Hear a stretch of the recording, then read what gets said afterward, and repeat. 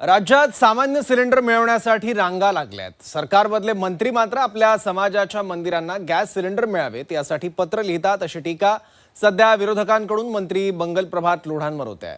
त्यावरून राजकारण देखील तापायला सुरुवात झाली आहे. बघूयात. जर एका कॅबिनेट मंत्र्याला दुसऱ्या कॅबिनेट मंत्र्याला सिलेंडर मागायची जर वेळ आली असेल तर मग सामान्य माणसांनी जायचं कुठे? यामध्ये काय गैर नाही. माझी विधानसभामध्ये अजून कोणाकडे विशेष धार्मिक कार्यक्रमासाठी ज्यांच्याकडे रेग्युलर गॅस कोटा त्यांच्याकडे नाही आहे ते माझ्याकडे आले तर त्यांना मी गॅस उपलब्ध करून देऊ. जेव्हा ईद निमित्ताने विशेष सोय केली होती तेव्हा तुम्हाला काही वाटलं नव्हतं. मंत्री मंगल प्रभात लोढांनी भुजबळांना केलेल्या पत्र व्यवहारावरून राजकारण सुरू झाले. लोढांनी अन्न आणि नागरी पुरवठा मंत्री छगन भुजबळ यांना पत्र पाठवलं.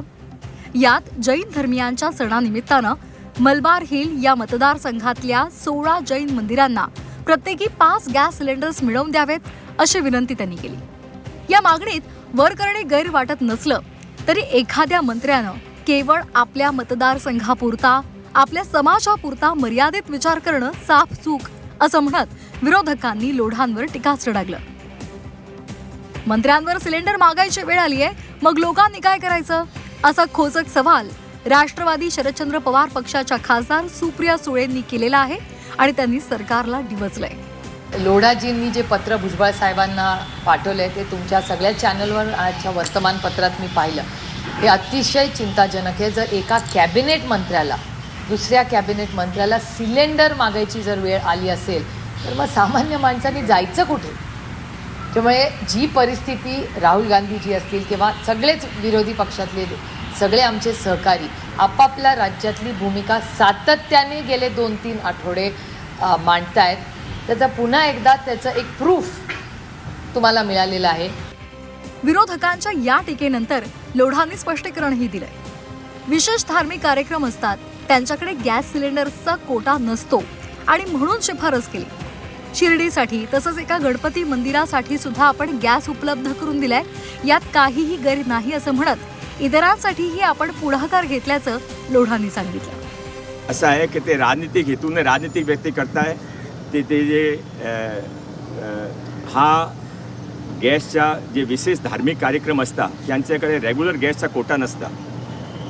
शिर्डीचा भंडारा असेल किंवा मंदिरची प्रतिष्ठा असेल किंवा जैनाची होली असेल तर त्यावेळी त्याने कुठून गॅस आणावी लागती. यावेळी ते माझ्याकडे आले होता, मी त्यासाठी गॅसचा प्रबंध करून दिला. काल एक शिर्डीच्या मंदिरचा पण भंडारा होता, तिथे पण गॅसचा प्रबंध करून दिला. 3 दिवसापूर्वी एक गणपती मंदिरचा होता, तिथे पण गॅसचा प्रबंध करून दिला. जैनाची होली पण करून दिला. यामध्ये काय गैर नाही. माझी विधानसभामध्ये अजून कोणाकडे विशेष धार्मिक कार्यक्रमासाठी ज्यांच्याकडे रेग्युलर गॅस कोटा त्यांच्याकडे नाही आहे ते माझ्याकडे आले तर त्यांना मी गॅस उपलब्ध करून देऊ. दरम्यान भाजपचे माध्यम प्रमुख नवनाथ बन यांनी विरोधकांना प्रतिटोला हाणलाय. ईदसाठी सोय केली तेव्हा काही वाटलं नाही, आता हिंदू बांधवांसाठी पत्र लिहिलं तर पोटदुखी सुरू झाली. हा विरोधकांचा दुटप्पीपणा आहे असा निशाणा नवनाथ बन यांनी साधलाय. लोढाजींनी फक्त जैन धर्मियांसाठी हे पत्र लिहिलं नाही तर रामनवमीसाठी पत्र लिहिलंय, हनुमान जयंतीसाठी पत्र लिहिलंय. जेव्हा ईद निमित्ताने विशेष सोय केली होती तेव्हा तुम्हाला काही वाटलं नव्हतं आणि आता हिंदू बांधवांसाठी जेव्हा मंगलजी पत्र लिहितात तेव्हा तुमच्या पोटामध्ये दिसतंय. विरोधकांचा हा दुटप्पीपणा या निमित्ताने समोर येतो. राज्यात गॅस सिलेंडरचा पुरवठा सुरळीत आहे असं सरकार सांगते, पण सिलेंडरसाठी लागलेल्या रांगा त्यात एकाचा दुर्दैवी मृत्यू ही बाब समोर आली आहे. राज्यातल्या काही भागात सामान्य नागरिक या संकटाला तोंड देत आहेत. अशात राज्याचे मंत्री मंगल प्रभात लोढा यांचं एक पत्र सध्या चर्चेचा विषय ठरलाय. जैन मंदिराच्या सोयीबरोबरच सामान्यांच्या घरात गॅस सिलेंडर मिळावा हा मुद्दाही लोढांनी पत्रात नमूद केला असता तर बरं झालं असतं. हीच माफक अपेक्षा सामान्य मतदार व्यक्त करतोय. ब्युरो रिपोर्ट, झी 24 तास.